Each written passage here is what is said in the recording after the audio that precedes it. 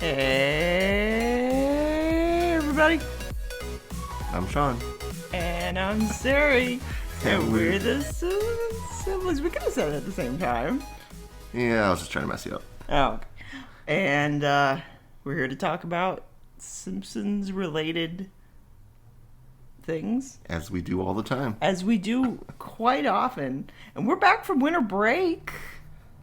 Oh, it was busy. It was very busy. But yeah, feels good to be back making episodes.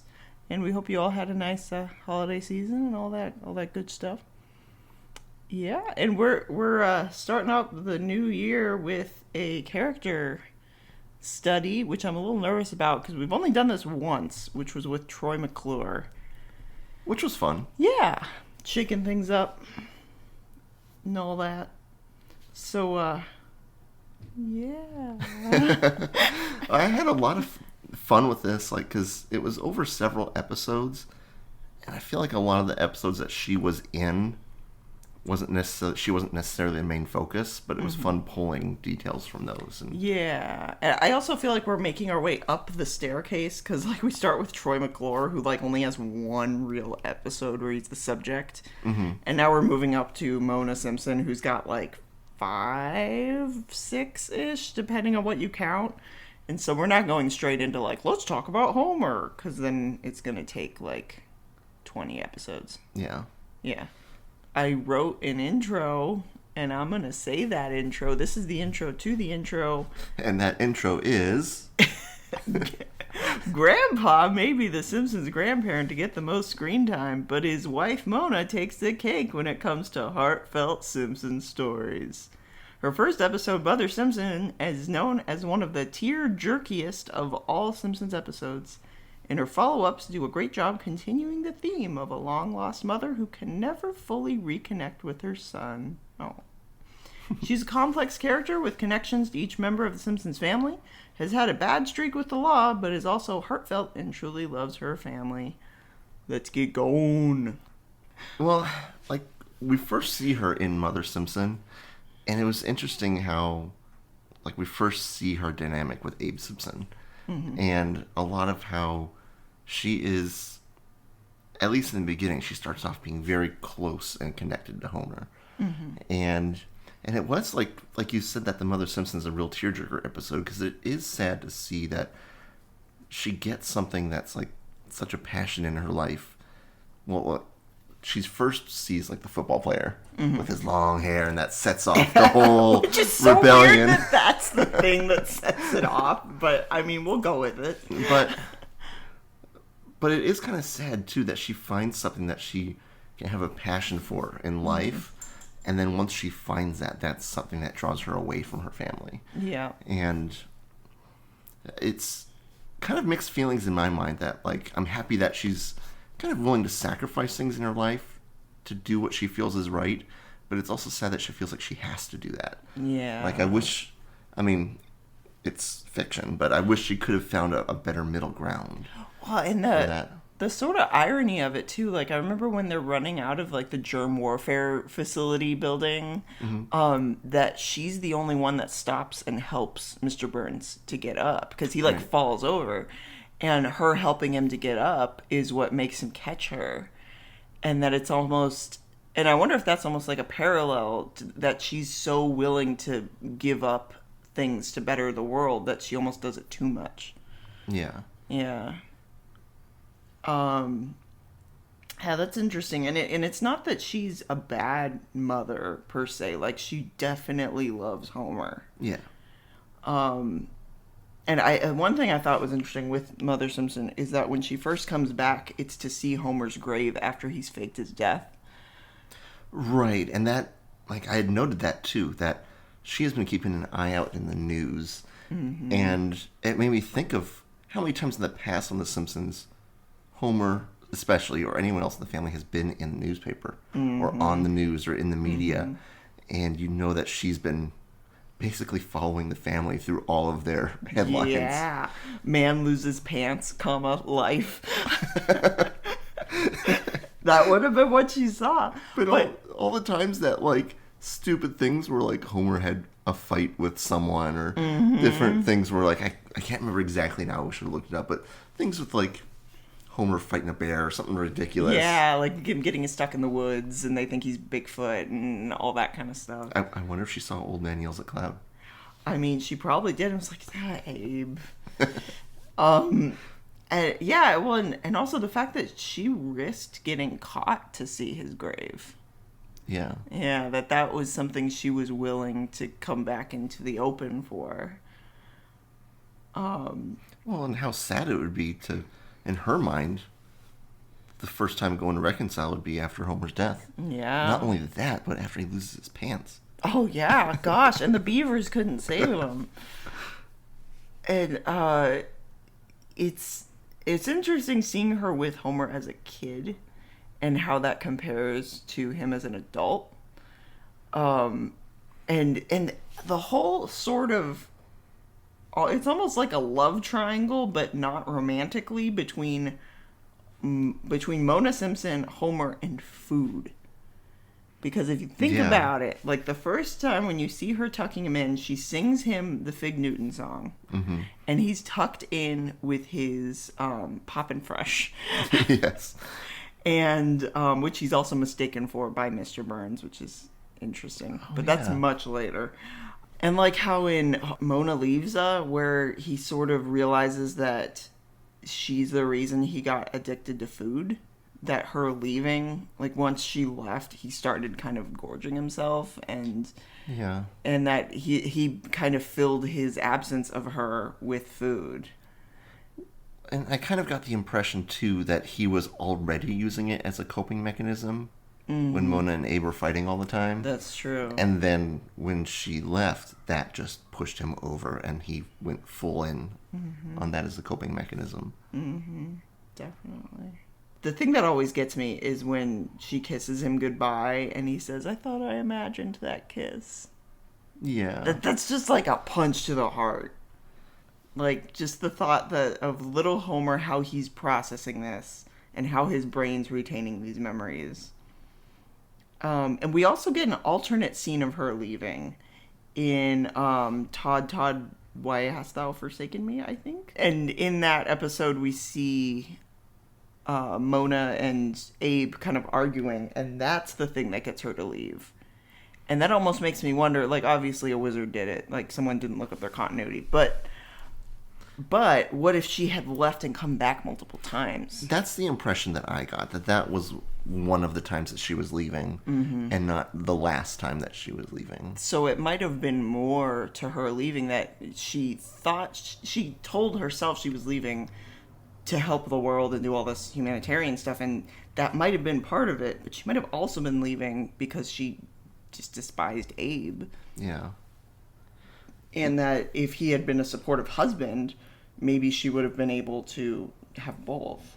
Yeah, because looking back, you see it several times where Abe doesn't really care at all, and he's just sitting on the couch watching TV, watching football, and Mona's trying to do good in the world, and he could have supported her even just in the slightest, even just by agreeing and saying, "Oh yeah, I'm glad you're doing your thing," but he just completely rejected her. Yeah.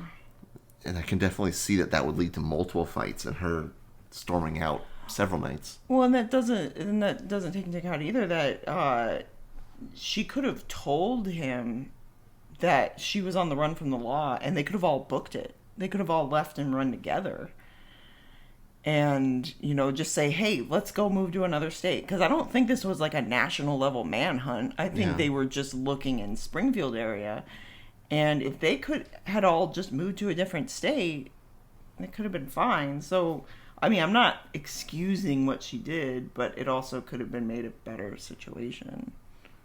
Yeah, but I also feel like Abe might have turned her in or something. Yeah. Maybe knowing that. Yeah. Turned her into the authorities of the great state of wherever Springfield's located in. Yes.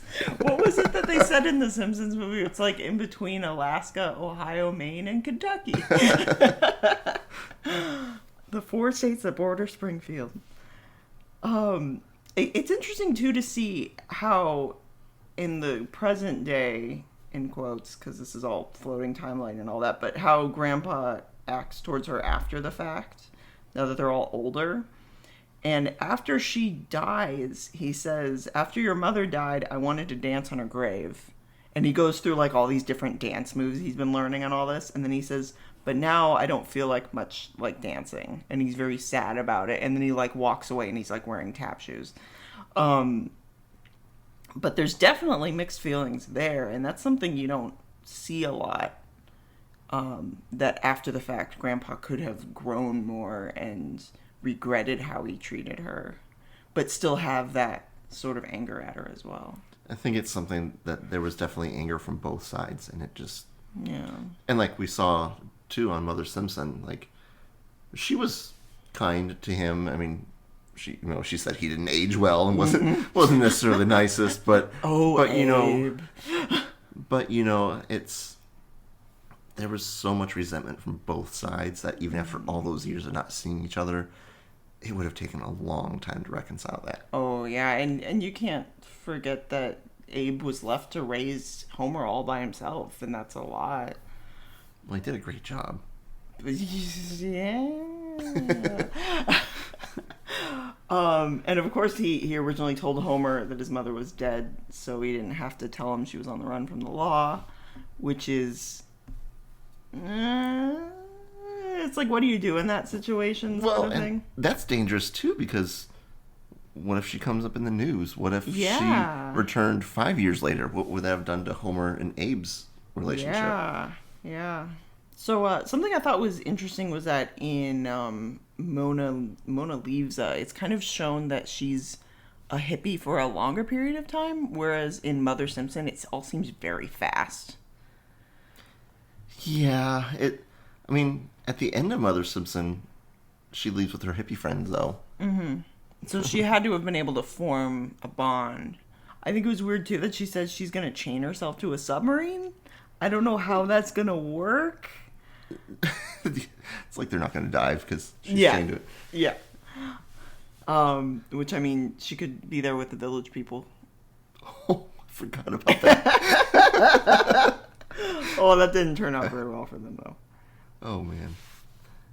Yeah, it's almost like she grew out of the hippie lifestyle, but not like the ideology, if that makes sense. Yeah. Especially, we'll get further into this later, but like her last task is that after her death, she wants her ashes spread at this very specific spot, at this very specific time, and it was so that they could go and disrupt like this missile launching system and all this. Like, she was protesting even through her ashes being spread. And Homer's reaction is really telling, that he gets mad and he says, you used me to pull off one last hippie protest? And he seems mad about it. Yeah. But later, he kind of comes to understand it a little bit better. And I think almost kind of accepts it as part of who she was even after she's dead.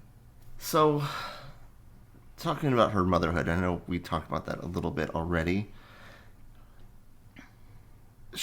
Before she got into all the hippie stuff, she was a really good mom, and I feel like she kind of shielded Homer from a lot of the behaviors that Abe was showing. Mm-hmm. But I mean, part of like while we were watching these episodes, I was wondering how Homer would have been if he would have had more of that motherly influence from her. Because he was already starting to show some oddball behaviors as a child, like playing the Operation game and getting stuck and electrocuted. Ma. It's so cute. I love little Homer's voice. It's so cute. But I don't know. I feel like he still wouldn't have been a fully well-functioning adult, to put it. But he could have probably been better off. But I think she set him up, especially when she knew that she was going to be leaving soon, potentially. I feel like she was really setting him up to kind of be good in life, like kind of almost like a crash course. Like, hey, I'm going to be leaving soon, so here I'm going to do all these things. I'm going to show you this extra love and attention. And I don't know. I feel like she wanted to be there the whole time. It's not like she chose to abandon or wanted to leave him, but I can see that conflict in her mind, that she wanted to be that good mom that was there consistently, but just couldn't. And I can definitely see, too, that the sweet parts of Homer come from her. Yeah. And it's interesting because I can see both, like, him and his kids, what each of them gets from her. Mm-hmm. Because he gets the sweetness from her, and Lisa gets the rebellion. To the point that she says, I didn't know how I fit in with this family, but now that I met you, this suddenly makes a lot of sense. That rebellion of hers kind of skips a generation to Lisa, and then I feel like Bart gets her troublemaking. Yeah. In a way. They just express it differently. It's like Lisa gets the reason, Bart gets the action. That's a great way to put it. Yep. And then Maggie, I guess, just gets that cute little dance that she does. Yes. I love it so much. Side note, if you take that GIF and like set it to music, it goes with just about anything. And she just like dances. And it's super cute. I love it. She definitely passes herself on to each of those family members. And I'm wondering if she had been more present, if there would have been a little less of the jerk-ass Homer in like the middle seasons, if that was some sort of manifestation of her being gone and not nurturing him enough, and his dad, Grandpa Simpson, having too much in his life. But I think too, Marge was lacking in a lot of things by not having her there. Yeah. Remember in Mother Simpson, she gets really nervous when Mona comes back, like that nervous laughter of, "Oh, I have a mother-in-law," and I think that, from Marge's family, there was a lot of anger, and they dismissed her feelings a lot. Yeah. And I think that Marge could have done a lot better, especially with her anxiety that she has, if she would have had Mona to have a relationship with. Yeah, she could have been a bit like a second mother to her. Yeah. Yeah, that's true.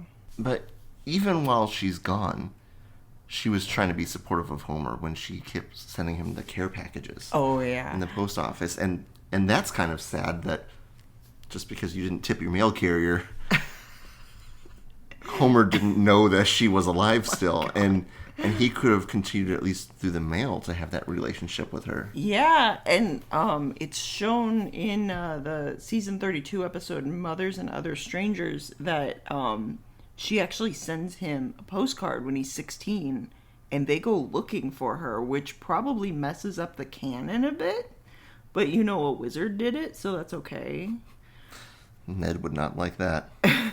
Oh, no. So she sends him a postcard from Utah, and Homer convinces Grandpa that they can both track her down. And they find her at this like gas station in the middle of nowhere.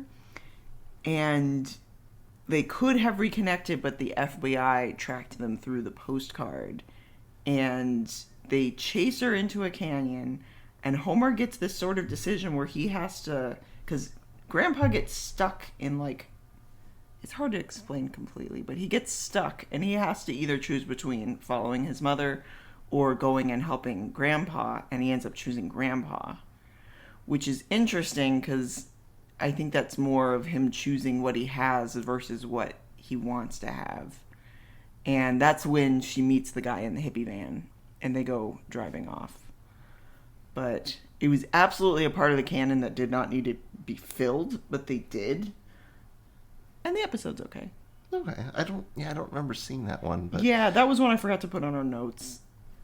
It does seem like it would fit in oddly with all the other recounts of her. But it did also lead to showing Homer getting therapy and talking about her during Mother's Day, because it showed that like basically every Mother's Day he kind of sulks and thinks about her.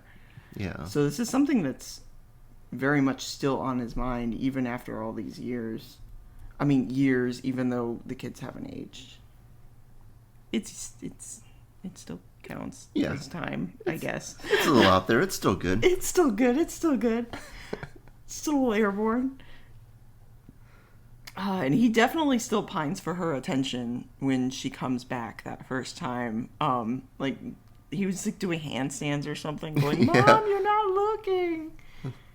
Well, it's like, too, it kind of goes along the lines that we said earlier with her keeping up with the news. She still had a lot that she held on to over the years, too. Like she still had the macaroni pencil holder that Homer made.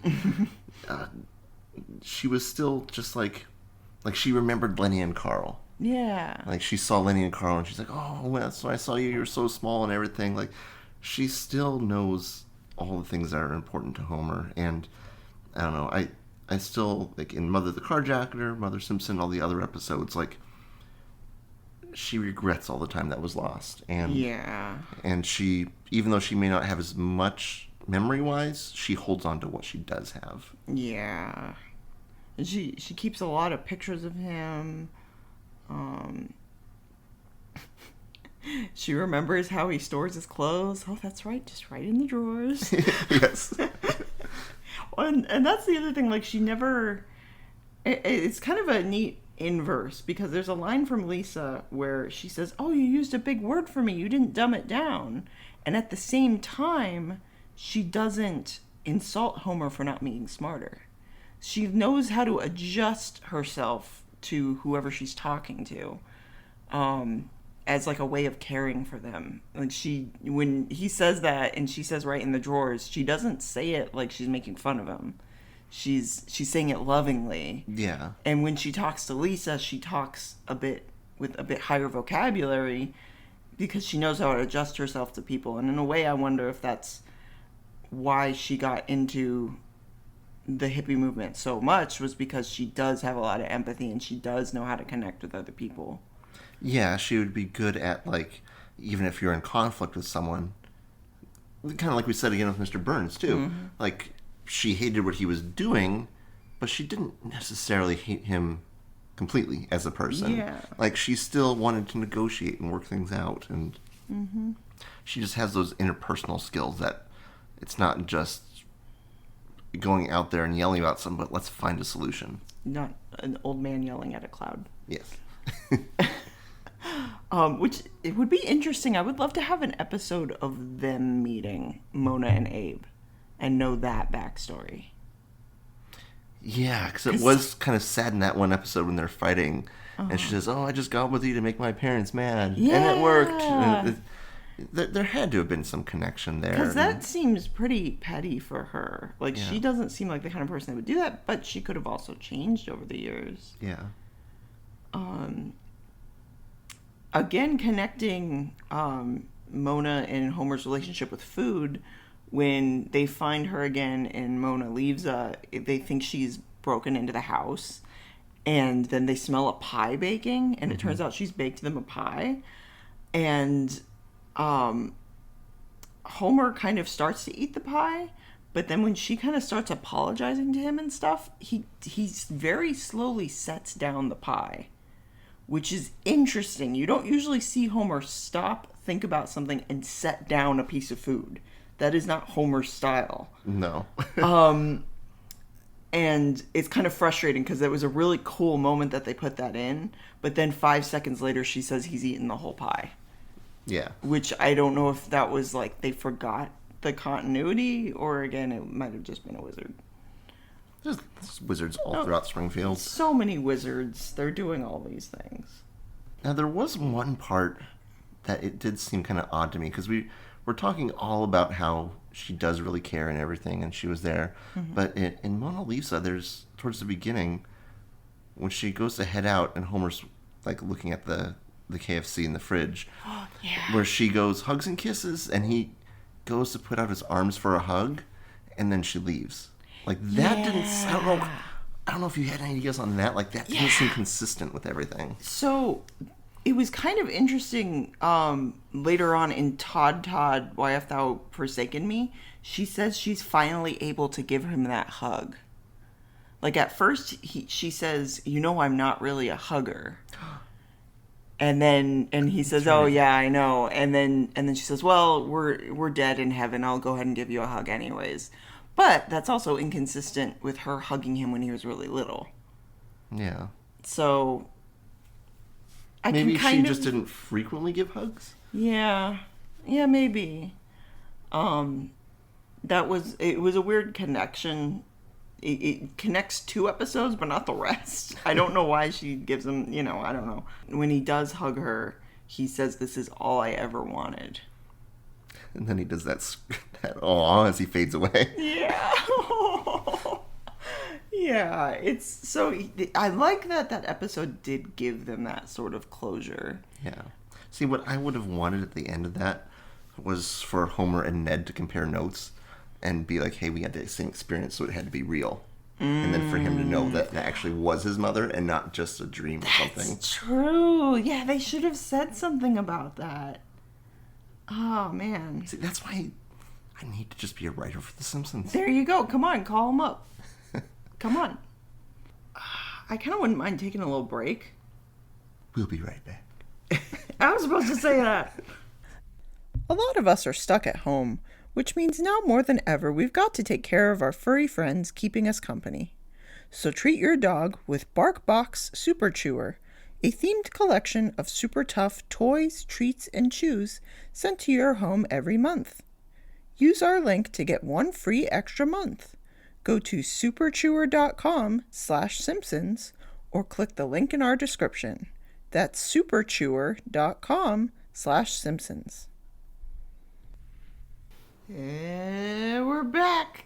Hey. And we're here, and we're going to talk about death. It's going to be fun. Yeah. Okay, first of all, thank you, Disney Plus, because the description of this episode says what's going to happen, like, in the first sentence. It's just like, yeah, she dies. Okay. Yeah, thank you, Disney Plus. That's what the plus in Disney Plus is for. It's for the spoilers. So this is about when she breaks in with the whole apple pie scenario, and she really, really tries hard to get Homer to forgive her for leaving him and all of that. But he very adamantly does not. And it's kind of weird because she's trying to do all of these sort of motherly things to him, like very mother to child things. Like she bakes him the pie and she actually tucks him in, like physically tucks him in. He still does not forgive her, and then her last words to him are, "I understand these things take time. Good night." Like, damn. Homer wakes up in the middle of the night and is upset about all this, and he says, "I'll make her a card." And the card is like one of those hand turkey drawings that kids make. And it says, "I've been a real turkey," which is adorable. A little bit of regression. Yes. Very Homer, dumb but sweet, and I think she would have loved it. And then the part where he finds her is it's like abrupt, but... And then they do the angle, like, panning out from the house. Yeah. Like all the emotional moments are with Mona. Yeah, it's like almost kind of jarring the way it works. It's also very much the opposite of which one is it? One fish, two fish, something blowfish, when he thinks he's gonna die. Oh, yeah. She's like, "Oh, the drool's still warm," and all that. It's like the exact opposite, which is interesting. Homer takes it super hard. Like, he stays in his bed and just stares at her urn, which is very not Homer. Which is what always fascinates me with characters is when they act the opposite of how they usually act. Something's happened. Yeah. And he buys urn polish at the Quickie Mart. So he's definitely caring for the urn. Mm-hmm. And then we get the whole situation with him dumping the ashes into the missile silo, which turns out to be owned by Mr. Burns. It was his rocket that he was using to dispose of nuclear waste in order to send it into the Amazon rainforest. Which is kind of an aha moment for Homer, because he's a little upset about how she wanted him to spread the ashes, about how she kind of manipulated him a little bit. But then he kind of realizes in that moment the importance of what she was doing and what it meant to her. And I think that's kind of when he sort of reconciles it a little bit. And I feel like also she, in part of her video will, said that she's passing on her sense of, like, protest and everything to Lisa. But I think she's passing it along to Homer, too. Just so he can kind of more for closure, because that way he can understand her motivations earlier in life. And so he can understand more why she had to leave. Yeah. If he can turn around and be like, oh, wait, I need to do what's right, and get that justified anger and everything, that can maybe help him to understand why he grew up the way he did. Yeah, and he goes and he fights for it. Like, he gets in a fight. He has that, like, contraption with a chain around a brick that he just, like, whips around. He's like, what am I going to do with these? And he parachutes out of the facility after it blows up and stuff. And, like, she leaves him that, and she leaves him her sweetness, too, because she even ends the will by saying, here's a bunch of footage of animal bloopers to get you to feel better. Yeah. Which is just so specifically Homer and also so sweet. Homer says when he comes back with her ashes, now I'll just add some water to these ashes and bring her back to life. Like, oh God, it's so sad, but it's also so stupid. But he's used to her leaving and faking her death and coming back. And yeah. I don't know, He's ready for that cycle to happen again, and it's just not going to. And one thing I thought of, too, because she had to have planned ahead with knowing the 3 o'clock, being up on the mountain, getting it into a video will and everything. When she broke into the house to make that pie, she had to know she was dying. Ah, that's true. And then that just makes it hurt that much more when Homer wouldn't forgive her.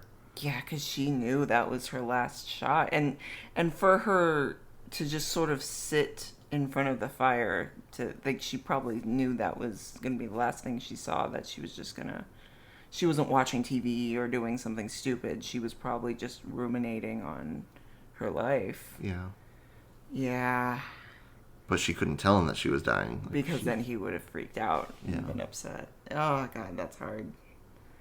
And as much as like, I almost don't like her death scene, and when I saw it, I was almost like, that's it. Like, it's not sad, it's not super sad or anything, it's very sudden.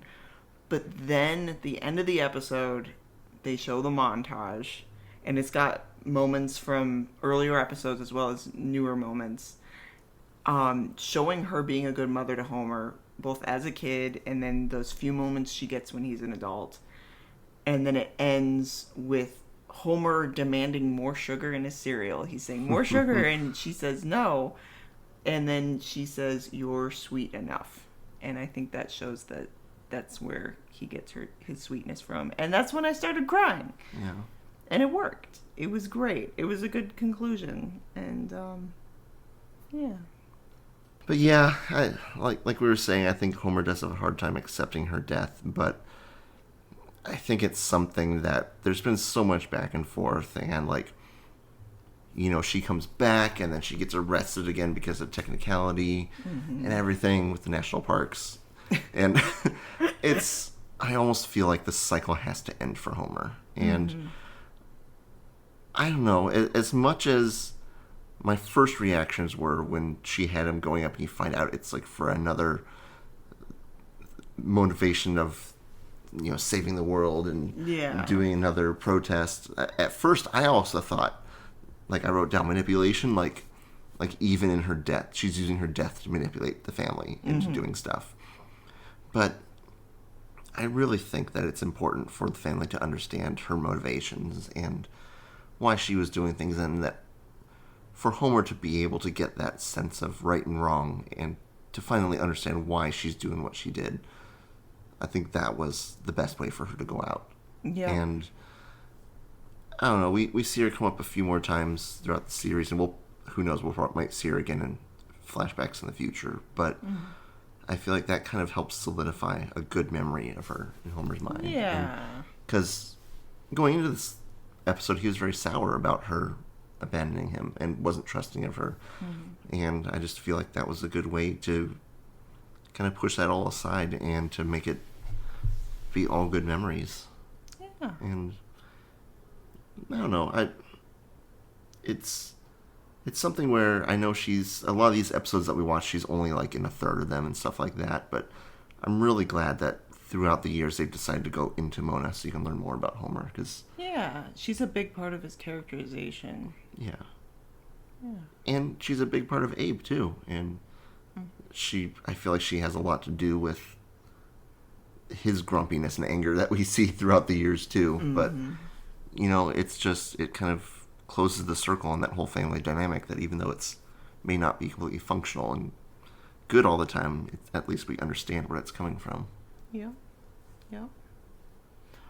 With that, I also want to shout out Glenn Close for voicing the character. It's kind of interesting because she's a pretty big actress, and she came on to do every single one of these episodes. I think there's a couple times she showed up like pre-Mother Simpson that she was voiced by someone else, but other than that, she came for every one of these voices for her, so that's pretty cool.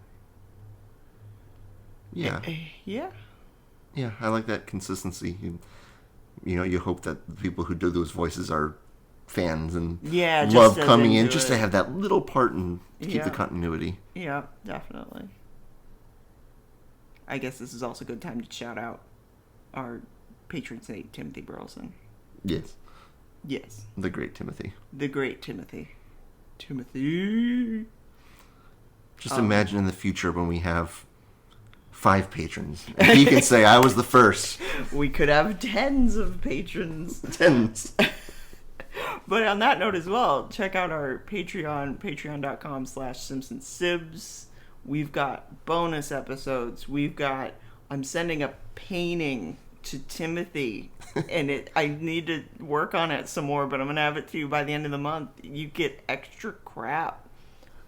Last time we did it was a couple times ago. We did an episode where we actually recorded a video of us recording the episode, so you get to see the whole thing. Which we need to do that again, but that was fun and intimidating. Well, you're not usually on camera. I have another YouTube channel, so I'm like, I'm on a camera, and Sean's like, Noivus. Gliven. So this was our second character study. Our other one was on Troy McClure, if you want to go back and check that out. Our next episode is Season 12, Episode 18, Trilogy of Error. I'm looking forward to this one, because it's the one with the multiple storylines happening at once, and I love it. Yeah, definitely listen. No, that's not what I'm supposed to say. Watch the episode. Before and then you listen. Yeah, to get that full experience. Yeah, until next time. Happy New Year, everybody!